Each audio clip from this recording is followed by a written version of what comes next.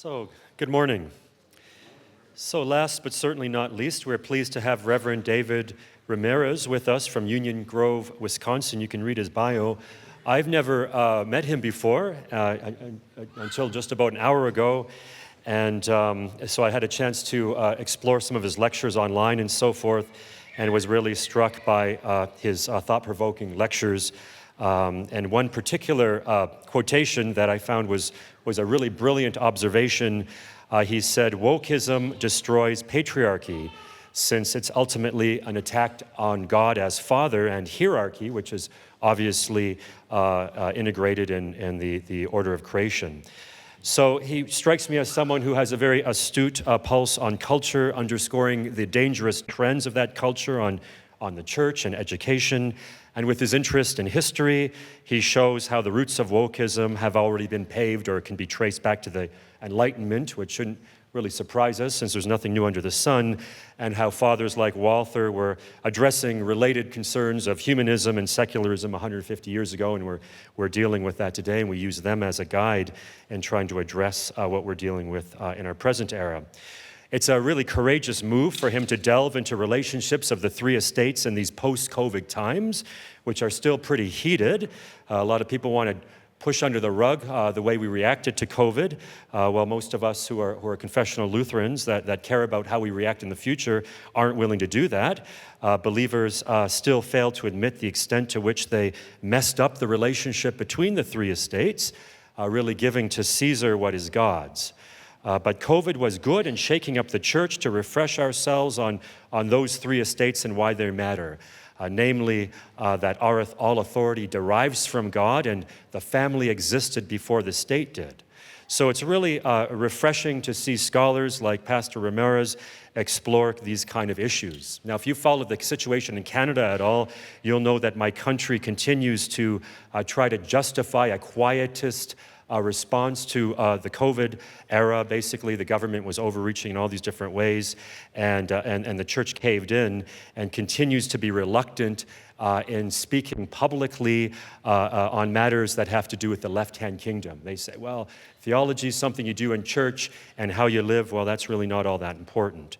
Now, it wasn't all that bad in America, or as bad, really, as it was in Canada, but we still need a lot of education in this field to help us see how Scripture shows us how to live and respond to these things as we deal with them in the future. So Pastor Ramirez demonstrates from history and fathers like Luther that resistance to government overreach is Christian and Lutheran. And I suspect that he's going to touch on that in his lecture today, which is entitled Tyranny's Assault on the Family, Church and State in Post-Christian America. Something else so notable in his bio, as you saw there, Pastor is also intentionally critical of antinomianism that we increasingly observe in our synod today, which is one reason why we had such a lazy response from so many pastors and churches during those, again, COVID era on the question of the three estates. The idea underlining this antinomianism is, well, if we're all saved by grace, why does it matter how we live? As long as you get all the right answers in your head on matters of doctrine, who cares about, whether or not, that our lifestyles matter. So when I've listened to Pastor online, he seems to stand against all these things, and he's trying to help people of all generations, whether they be young or old, to understand the consequences of poor thinking and poor theology in these very complicated days and more so complicated days ahead. So with that, let's give a warm welcome to our final lecturer and guest, Pastor Ramirez. Thanks a lot. I hope I reflected you well. Yeah, thank you very much. Yeah.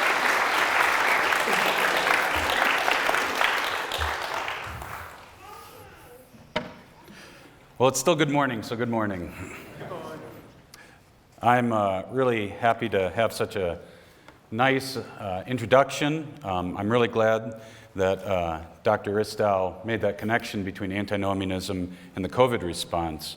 Can't talk about it now, but there's a lot to be said about that. I'm also happy to follow Dr. Jenner's presentation, even though I'm not a doctor, and he said it doesn't count if you're not a doctor with a PhD. But I'm really glad to follow his talk because he mentioned something. He said, we got to get outside of the cave. And the cave he was speaking about is very much related to what I'll be talking about, at least in part, particularly the cave of Enlightenment thinking. And cave is a very apt analogy, because I know that I share this with Pastor Mark Preuss. We like to call the Enlightenment, not the Enlightenment, but... Thank you, yes, the endarkenment, yes. And I encourage you to use that yourself. So tyranny's assault on the family, church and state in post-Christian America. Let's start out by having just a usable definition of tyranny. Tyranny is, at heart, the improper use of authority and power. It is usurping authority that is not really the tyrannical person's authority, and using power outside of one's office, which is to say, outside of what has been given to you according to your station. So that's a pretty good working, usable definition of tyranny that we can all understand and assent to. To give a very brief, simple example, I, as a father, can order my children to wash the dishes. Where, when, and how. And I do that, don't I? Yeah, they're not so happy about that all the time, but it's true. But I can't order them to sin, right? Well, hey, I'm the fourth commandment authority. They must submit to me. Yes, but my authority is from God ultimately. And so I can't order them to sin or, for example, to commit murder. They would be right to resist, even though I am a legitimate authority, because it's an illegitimate order. Another example would be seen in a government ordering husbands to give their wives into prostitution. Even if it's a properly ordered government, it's not a properly ordered command. It goes against not just the scriptures and the sixth commandment, but it goes against natural law, which is none other than a reflection of God's holy will. Or even furthermore, and we could talk more about COVID, but we really don't have time, demanding that Christians not worship the true Lord as he commands, in not just our hearts, but also receiving the body and blood of the Lord. While this can often be seen in tyrannies, in kind of the ancient or classical sense, the rule of one man unrestrained by law, tyrannical behavior can be seen in all forms of government, whether it be monarchy or representative government, etc. However, today I would like for us to consider the method by which tyrannies preserve their power, or perhaps how they gain their power. And that's really what I want to focus in on.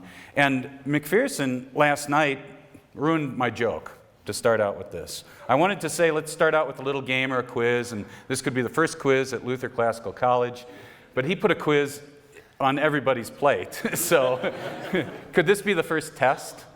Okay, this is the first test. And I really, if you figure it out, if you get the answer, and if you're an adult or a kid, don't shout it out, but I want to ask the kids after I read this quote. So here's the test. I'd like to read a description, not about just tyrannies or tyrants in general, but very particularly how they preserve their power, how they preserve it, how they gain it, how they keep it.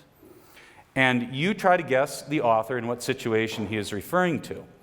I'll give you the essence of the quote. I had to take some parts out, or else it would give away the answer too easily.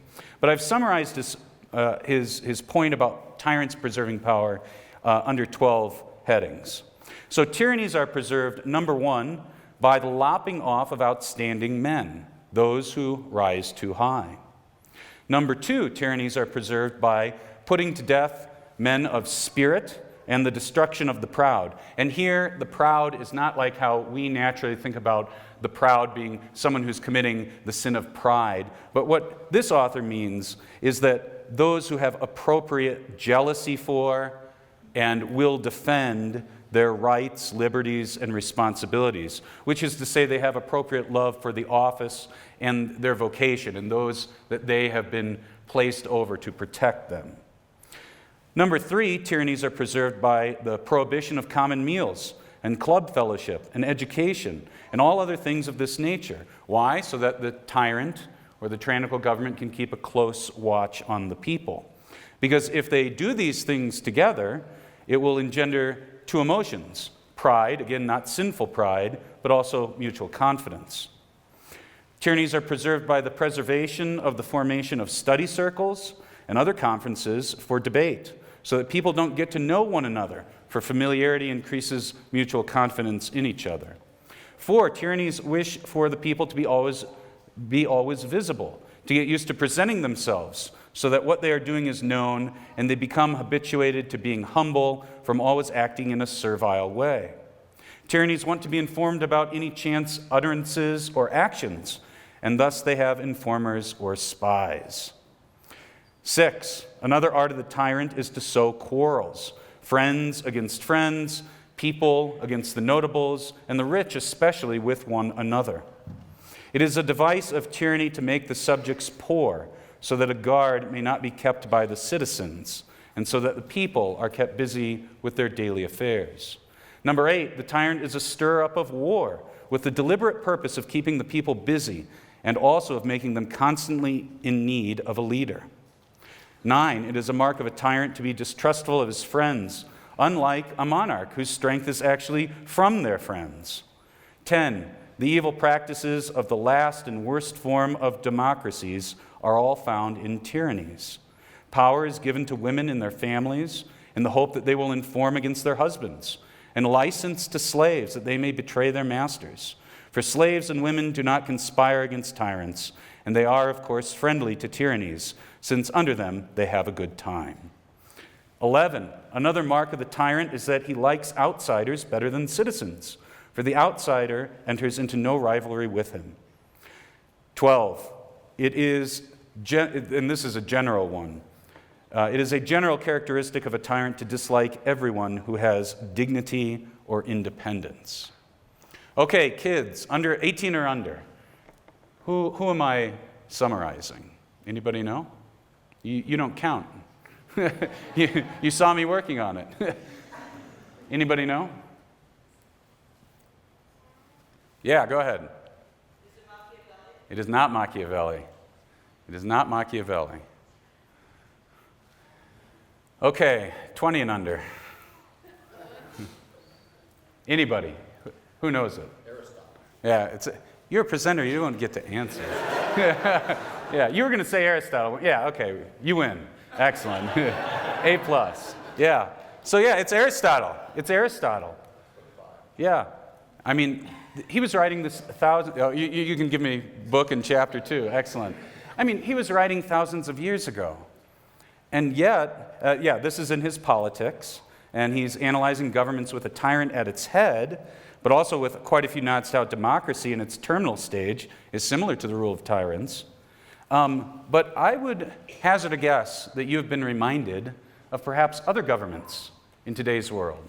Any other governments came to mind when I was reading those lists? What was it? I heard somebody shout out. Ours, yeah. Yeah, absolutely. We might not have a literal dictator. We might not be under the classical form of a tyranny. And yet, how tyrannical governments preserve their power, we can see reflected in our own society, in our own nation. It's pretty astounding. This method of keeping power could very equally apply to modern tyrannical governments and, like you recognize, in America right now. Considering times in the church's history, couldn't it also apply especially to the tyranny of the papacy in Luther's day? Not to say it isn't true today as well, but especially in Luther's day. How many times does he or Melanchthon call the Pope a tyrant? And also talk about how the Pope preserves his power in ways and manners very similar to what I just read. This is true of any time someone tries to strip away and steal authority from God's word and is not content with their office. There's far more here that cannot be adequately analyzed in the current presentation, but isn't it interesting to notice also a thread that runs through all of Aristotle's observations here?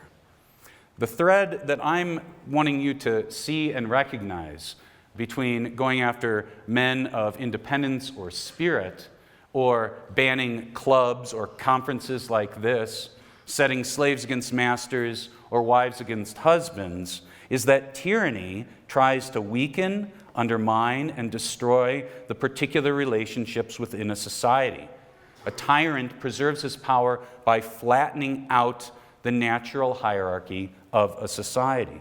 Because a tyrant realizes that a society which has had its mediating institutions, whether those be churches, clubs, or other societal groups, if he puts those firmly under his foot, if he hampers friendships, and he destroys or weakens natural affections within families and clans, then that's a society where he can flourish. That's a society that will have a very hard time resisting or rivaling his power. Because these mediating institutions and the family bonds above all that tyranny fears that's the web. That is the connection in a society that can actually rival him. This is why it is not the lack of hierarchy that restrains tyranny, but a strong, properly understood web of hierarchy that preserves order and justice. This is similar to the result of a radical libertarianism. Mediating institutions have to be brought to heel to free and protect the individual. Yet to do this means that if you're going to actually have a society where an individual is totally free and unhampered by all those mediating institutions, you need an all-powerful government to enforce this freedom. Those two things work together. Tyranny again. Tyranny's bad, not authority. Tyranny is authority stepping out of its bounds.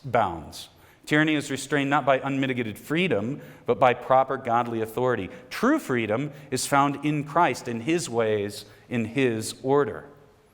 Aristotle also stated this when critiquing Plato's utopianism. He says the Republic, Plato's work on his ideal state, the Republic makes unity the result of uniformity among the citizens, which is not the case. I want to read that again. The Republic makes unity the result of uniformity among the citizens, which is not the case. Unity, true unity, godly unity, or even societal unity is not based on uniformity. That's what Aristotle is trying to get across to us. How much more should we as Christians, who have above and beyond natural law, the Holy Scriptures, understand that beautiful community is not based on uniformity, but differentiation and distinction within God's harmony. All of human life is based upon the distinction between male and female. Here's what Aristotle says about it. The error of Socrates must be attributed to the false notion of unity from which he starts. Unity there should be, both of the family and of the state, but in some respects only.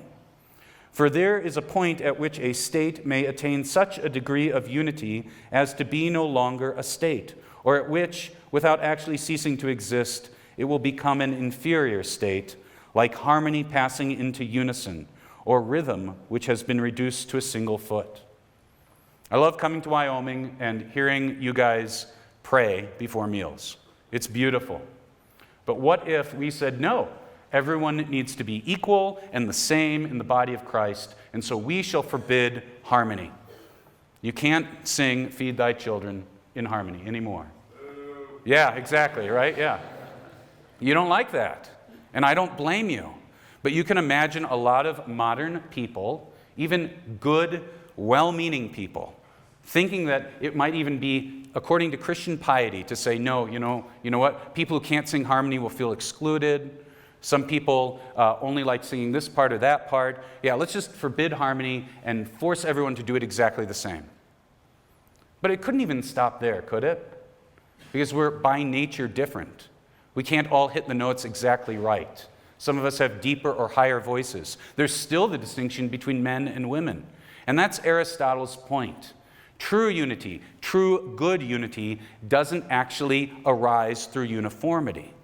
But he recognizes, which all the great thinkers all throughout the West or other cultures, according to natural law, understood that true unity in a family, in a society, and we as Christians would say in the church, is based on both equality and also distinctions, particularity. I think the analogy of a web, a spider web, is helpful. Think about a spider's web.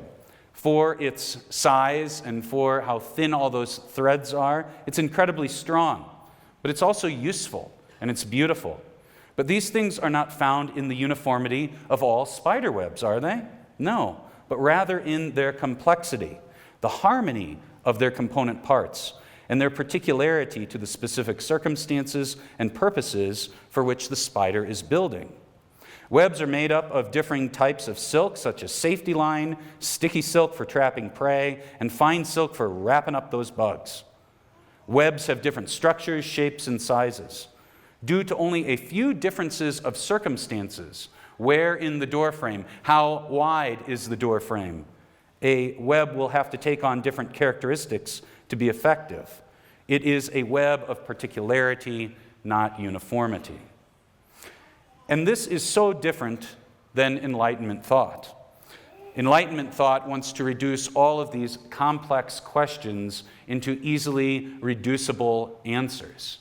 And that's not how Aristotle thinks, and that's certainly not how the Scriptures think. And I felt that you attacked Germany a little hard earlier, so I'm going to use an example from German history. So a good example, think of the Holy Roman Empire. The Holy Roman Empire was a political entity which was made up of an incredibly complex web of duties and traditions, differing peoples with their own unique customs, local laws, and loyalties. And yet most modernist historians have mocked and derided the Holy Roman Empire as a weak, unstable jurisdiction because of its complex framework and defrayed power structure. It has been considered a relic of the Middle Ages and a disaster for progress in German development.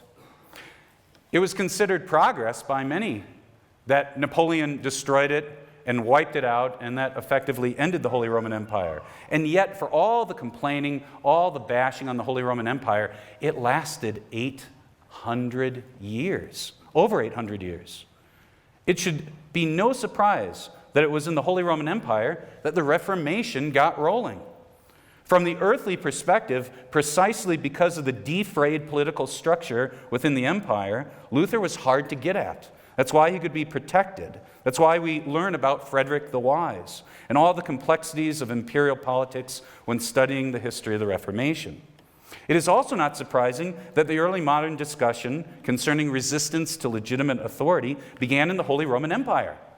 It went and took on new shapes in other lands, but it started there. It started in the empire. Again, precisely because of that complex web of vassalage, defrayed power, and competing loyalties and responsibilities, those people were forced to wrestle with balancing and weighing out competing duties and responsibilities. Tyranny, on the other hand, wishes to crush, disband, and eliminate levels of hierarchies, checks and balances, and particularities of jurisdictions. Here, of course, tyranny wraps itself in words and cloaks its motives in words like fairness and equality, but the result is to destroy the mediating institutions that stand in its way. It is particularity, differentiation, and the respect for and the adherence to traditions that are powerful checks against tyrannical motives. We could use another example from the Scriptures, the Old Testament. Atalia, she wound up taking power down in the southern kingdom of Judah. This was during the period of the divided kingdom. She took over the southern kingdom of Judah. She was the daughter of King Ahab, not a very nice guy, rather a tyrant in his day as well. She became the wife of one of the kings of Judah, and then she stayed very influential when her son took on the throne. But once he was killed by Jehu, you know what happens. At least many of you do. She rounds up her grandchildren, and what does she do? She kills them all. She kills them all. I mean, you want to talk about a tyrant. She attacks her own family, she usurps the government, and she attacks the church by bringing in lots of Baal worship and promoting idolatry. But then there is some resistance to this. The high priest, Jehoiada, and his wife, they hide Joash, and then the three estates, the church, the lesser magistrates of the civil government, and the heads of households join to overthrow her. And it's all three estates. Think about how much it took, how much trust it took for all of those people to get together and overthrow her. Obviously, first and foremost, it was their trust in the Lord. But think about what was necessary for them to actually carry through this plan. There had to be trust inside the family. There had to be good, strong friendships among the Levites, among the military commanders, among the princes of Israel. All of these people had to know each other, form those relationships in order to defeat this tyrant. And of course, they do. If you don't know the story, I'd encourage you to especially go to 2 Chronicles 23. Notice also that when we talk about tyranny, right in the middle of its sights is almost always the weakening or the destruction of the family. Now, I'm going to tell you very quickly a couple things that you know, but perhaps when we see it all in the same blink, we can actually see how important it is for us to have strong families. Think about Islam or Mohammedanism. On War Against the Turk, Luther structures his critique of Muhammad and by the Turk by its tyranny against the church, civil authority, and the family. But usually we forget that he's not just assaulting them on the grounds of polygamy, about weakening family life. Also, he says this: he, the Turk, is entirely Munsarian too, for he overthrows all rulers and tolerates no gradations of government, such as princes, counts, lords, nobles, and other feudatories. But he alone is Lord over all in his own land. And what he gives out is only pay, never property or rights of rulership. That's exactly what Aristotle is talking about. That's exactly what I want us to see as well. That the Turk, according to Luther, not only has false doctrine and is teaching evil things in the religious realm, but also he is trying to knock down the web of society so his tyranny can flourish. Or you can think about Pharisaical Judaism. The Jewish rejection of the truth is very familial. And the scriptures actually reflect this. Obviously, Jesus makes it clear by rejecting him. Who are they truly rejecting? His Father, God the Heavenly Father. But also, Christ and Paul constantly show how that they have betrayed in their rejection of the Messiah, not just God and the truth, but also their own forefathers. You have betrayed Abraham. You accuse us of going against Moses and Abraham, and yet it's you who are the ones who have rejected him. And of course, there's Jesus' famous condemnation of Korban, how they have raised up traditions of men over a commandment of the Lord to honor your father and your mother. Or consider monasticism. In reference to the papacy, the monks were his shock troops. Monasticism in and of itself is an obvious assault on the family. And the Pope knew what he was about when he used the monks with their self-chosen works as his loyal shock troops. Of course, we are all very well familiar with secular utopianism, Marxism, and communism, and anytime you have a regime that follows those ideologies, they want to weaken, if not destroy, the family. Or feminism. That is just a total assault on the family, trying to overcome nature itself.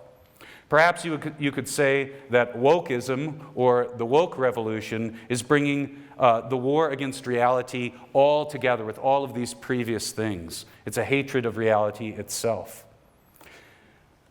But as Scott started to talk about the Enlightenment and how we have to get out of that cave, I'd like to go back to what Dr. Ristow was pointing out about Walther, about how Walther understood that we had to resist humanism. Because, let's be honest, it's easy to beat up on Islam. It's easy to beat up on feminism. It's easy to beat up on Marxism and communism. But we have to be honest with ourselves and look at ourselves in the mirror and see where we have actually gone astray. So much of what passes for Christian piety today is nothing but Enlightenment ideals wrapped up in a skin suit. We used to get this. Here's what Walther said about humanism and the Enlightenment ideals in his day. We define humanism as the belief in a human ideal, a belief that man within himself has the ability to develop into a state of completeness and achieve happiness. Therefore, in order to reach this ideal state, nothing else is needed than to grant each person as much room as possible to develop freely and without restraint, Freedom and equality, equal rights, equal possessions, equal enjoyment and pleasure are thus the goal of man's striving, the attainment of which will eradicate poverty and suffering from this earth. Happiness will have found its domicile on earth. There will be heaven on earth. Walther understands that all of these Enlightenment ideals may not have called for communism and Marxism right off the bat, but that is where they will naturally lead to. But how far are we infected? That is an interesting question. How far is Enlightenment philosophy and morality kind of in our spirit, even though we think that we are having Christian piety? Well, let's do an experiment. Would you feel comfortable saying publicly that a man cannot become a woman? Please raise your hand if you feel comfortable saying that in public. Okay, I am not surprised that almost every hand went up. What about saying that the principle of one man, one vote is ridiculous? Would you say that in public? One man, one vote is ridiculous? 1, 2, 3, 4, 5, 6, 7, 8, 9, 10. Oh, 11, sorry. Okay, 12. Okay, enough. The point is that is not something that most people in most places, in most times, all throughout the history of just the West, have thought. It's very, very modern. And I can prove to you how ridiculous it is. I mean, it's silly that everyone should have absolutely equal political power. Why should my vote? Now again, I'm not trying to pat myself on the head, but I, as a productive member of society, why is my vote counted and I have the same political power as someone who has trashed their life? I'm not trying to be a nasty Pharisee or something, but someone who's literally ruined their life. They can only exist on government handouts. They are total drain to society. Again, I'm not saying that we don't love our neighbor, that we don't preach the gospel to them. But does it make sense that someone who cannot manage a household should actually participate in the government at the same power level or authority as myself? I don't think so. And the vast majority of history agrees with me. I also think in the Bible it says something, he who cannot manage his own house probably shouldn't be managing a bigger house. But I think it is notable, and I really do think that we have to think about how deep are we in the Enlightenment cave that only 12 people raised their hands. Now, maybe you wanted to think about it. I don't want to give you too hard of a time. But only 12 people said, yeah, that's silly. That tells us that we are pretty deep in the Enlightenment cave. And we got to rethink the slogans of the Enlightenment that we have taken into the church and confused with actual biblical morality, ethics, and theology. Because Enlightenment philosophy and morality, it works like an acid drip throughout our thinking. And I think the experiment earlier really does prove it. Classical liberalism, radical individualism, and the obsession with equality must be confronted, or else we will go astray. Or perhaps we are already. I mean, don't get me wrong, the language of equality is good in the proper context, according to true biblical meaning. So a sense we could all agree with is, are all people loved equally in the atoning sacrifice of Jesus Christ? Yes, absolutely. That's true. I'm not saying equality is always a dirty word, but the senses in which it has been taken and used is not biblical so often, but rather it's enlightenment. And we've got to confront that and actually make those distinctions. Rather, it's being used in a devilish way to destroy what? Particularity, that web that is existing not just in families or in society, but also in the church as well. It is going after God-given distinctions. And frankly, you see this, and you see the bad spirit behind it, because so many people, on the basis of equality, will use magic words.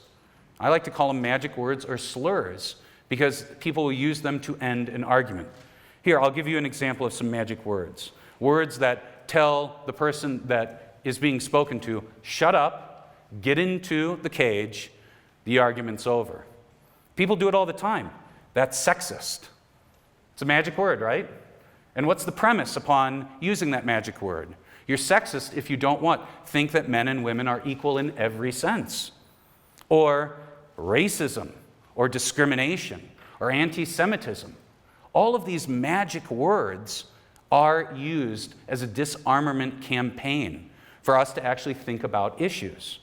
Now, don't get me wrong, maybe someone who gets called a misogynist or a racist actually is sinning, you know? I mean, you can not love your neighbors in many and various ways. But my problem is that these magic words don't start conversations so that we can discover what people are talking about, but rather it's get in the cage, shut up, you're done. And I think we all recognize this. I think we all see it all over the place. And so instead of being obsessed with enlightenment and equality, we should actually be pleased with particularity. We should be happy for others in their particularity, whether it be me being happy that my wife is a woman and I'm a man, or whether me being happy that my friend has a wonderful family and they do things slightly differently. Still godly, still wonderful, but differently than we do it in my home. That we should love particularity, lean into it. Being jealous about particularity and our particular authority and duties is actually how we show great love. That's how God does it, right? That God is a jealous God. He's jealous for our affections. He doesn't want us following after false and dangerous gods and doctrines.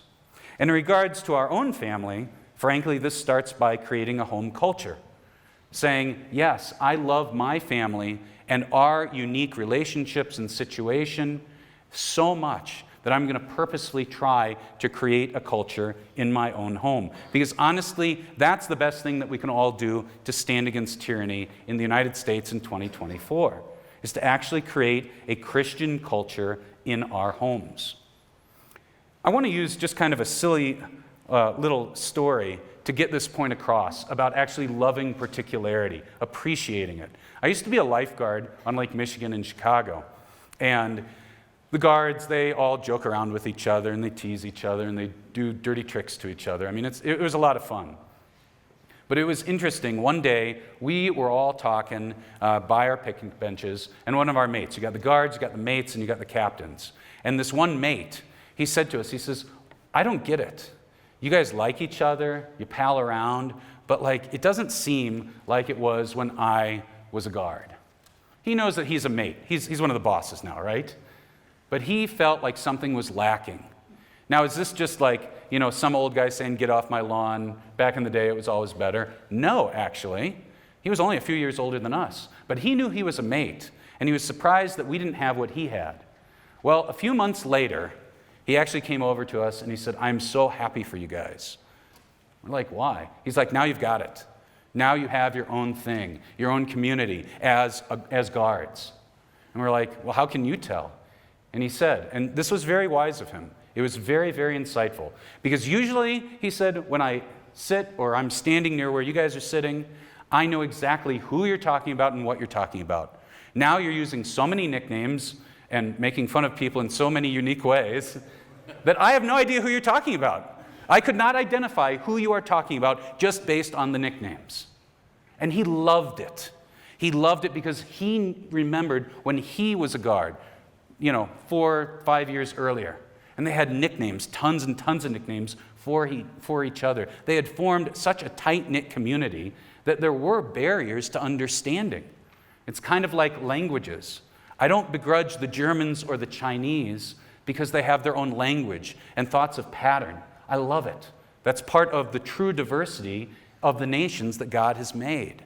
And that's what I mean, just loving that particularity, like that mate loved that we were such buddies that he couldn't even understand what we were talking about. We might as well have been speaking Chinese.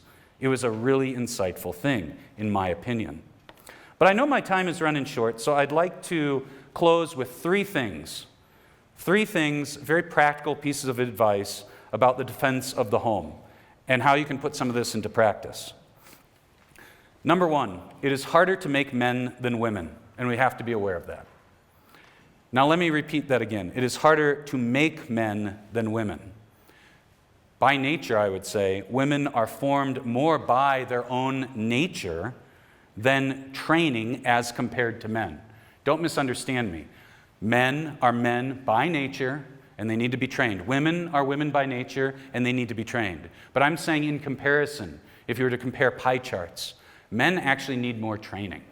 They really do. Who they are going to be takes more time and develop. Don't hear me say, don't spend time with your daughters, okay? That's not what I'm saying. But I'm saying that you have to have an extra care when it comes to forming boys and men. A lot of older folks complain about how soft men are today. How many people here have complained about that? Yeah, a lot of people. Yeah. Well, you have them go through a school marm educational system, put girls on their little league teams, never let them play outside, fight, or adventure on their own. And what do you expect? What do you expect? That's exactly what's going to happen. Time with other guys, having truly male spaces, excluding the girls and the women, is intensely important for men to become men. It has to happen. And we really need to have a focus on that. I don't want to go on and on and on about it, but I was at Concordia Theological Seminary in Fort Wayne, and me and my classmates saw the difference bringing deaconesses on campus made. Again, I don't want to get into the whole debate about deaconesses good, bad, or indifferent, but my point is regardless of where you fall on the spectrum about deaconesses and what they should and shouldn't do, one thing is undeniable: it totally changed the atmosphere. And seminary being a place for those guys who had just come out of college and now they're going to be forged into a band of brothers that can count on each other, some of that was taken away by letting the girls on campus. It changed things. That's just a fact. Another example, and again, I don't think people are going to want to hear it, but I want to say it because it's true. I do think we have a problem with this in Lutheran homeschooling and classical school movements. I really do. I don't think we've taken enough time to say the guys need to be separated for more time, more intentionally. I'm not saying that none of you are doing it. I'm not thinking about anyone in particular. I'm just saying it has been my observation that there has been too much of an attitude in the homeschooling and classical school movements of everybody do everything all the time, always what? Together. And yes, that's a justifiable reaction to kind of a more modernistic system where you're splitting everybody into a half-grade system, right? You know what I mean? I get it.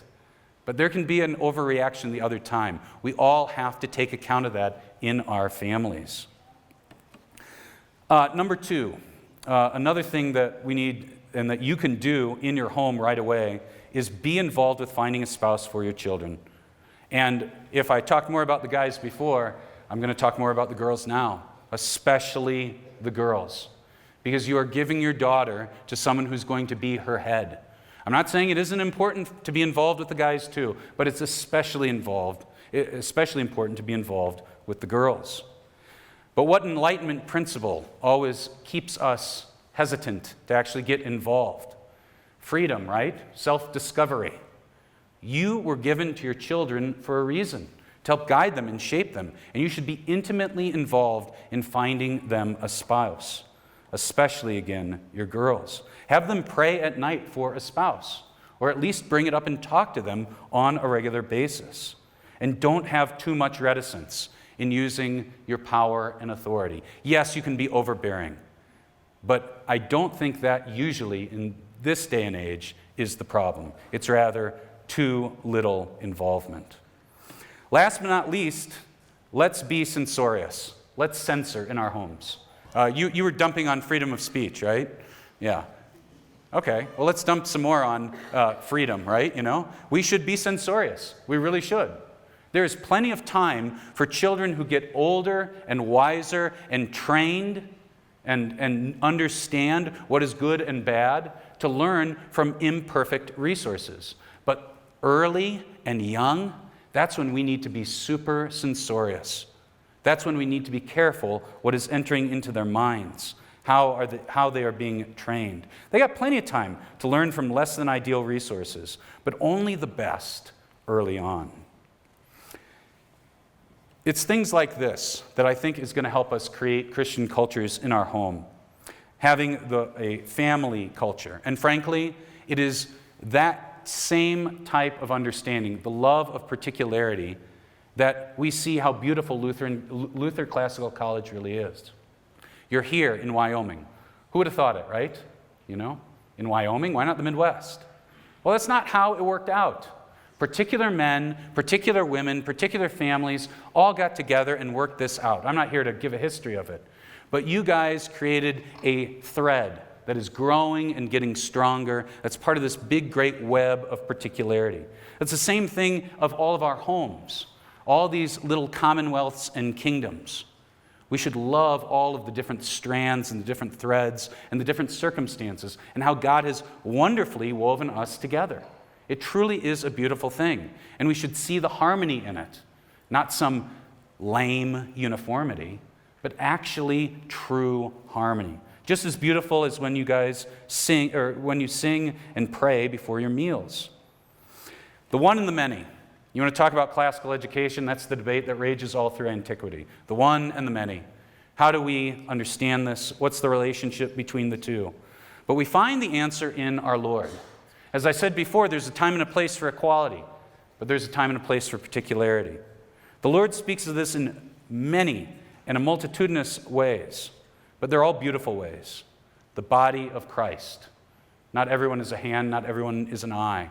Or a living house of stones. You see the particularity and the unity and how they work together and create the church. It's a beautiful thing. It's a beautiful thing what you are creating right here.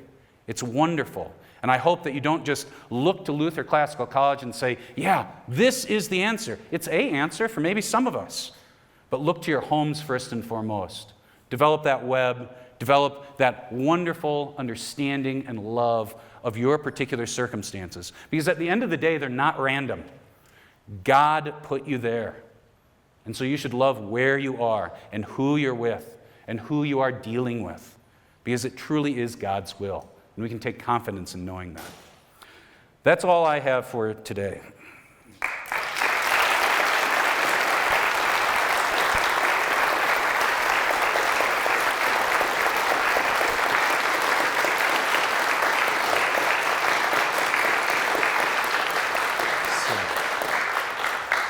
So, thank you, Pastor. We've got time for a few questions. Questions?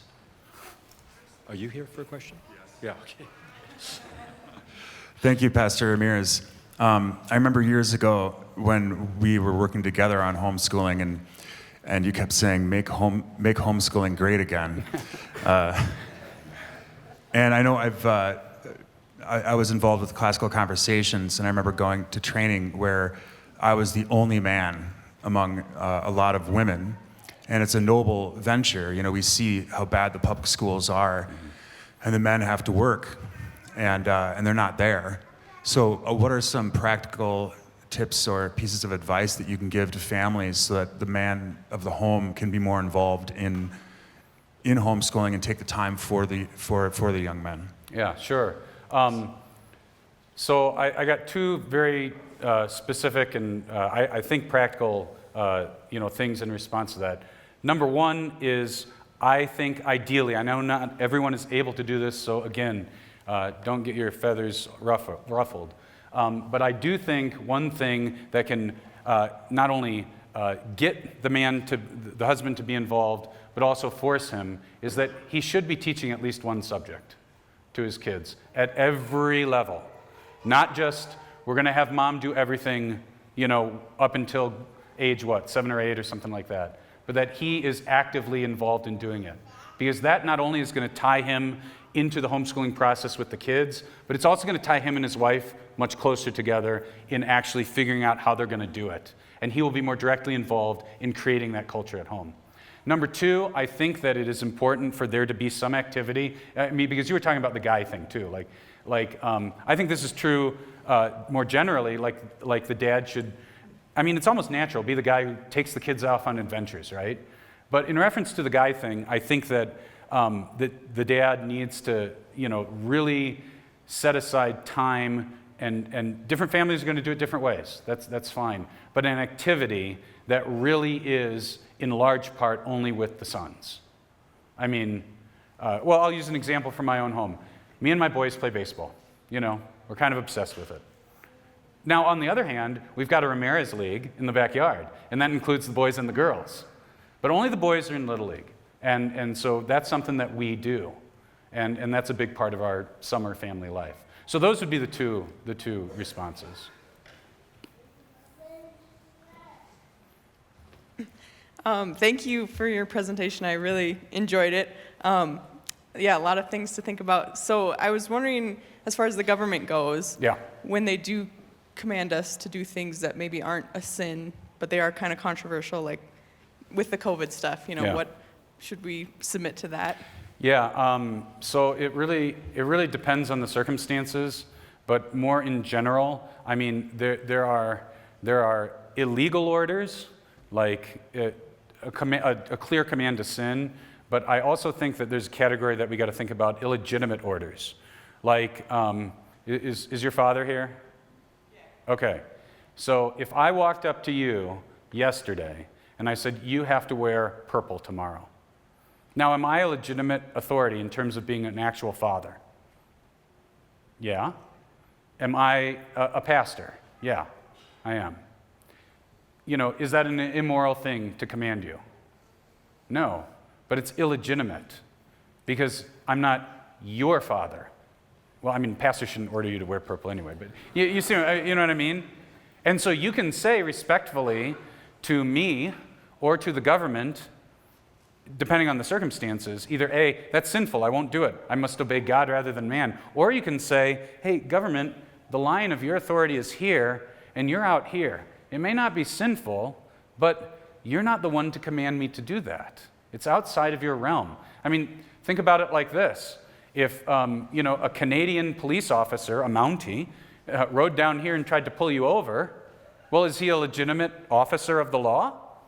Yeah, but not in our land. Not here. I order you to appear in Winnipeg, right? No, I'm in Wyoming. It doesn't matter, So you're not saying that he isn't a true authority. You aren't saying that he's asking something immoral, but it's outside of his scope. And what we see with tyrannical government, whether it be in the church or in the civil government, is that tyrannical type people are going to keep taking and taking and taking until what? You tell them no, or you stop them. So there's illegal orders and illegitimate orders. I know that was kind of short and vague, but. Okay. Some more questions? Actually, there's a bunch of outside. Okay, awesome. I'm going to arrest the 3 Canadian families that are here. I'm just teasing. Any other questions? Right. Well, I had one. You said something profound there in terms of you said wokeism hates reality. Yeah. And I'm wondering if you could replace the word reality with science. And the reason... With what, I'm sorry? Science. Oh. Because the reason I'm saying that is, back before woke was a thing, the abortionists, had to demonstrate that this child wasn't a child. Yeah.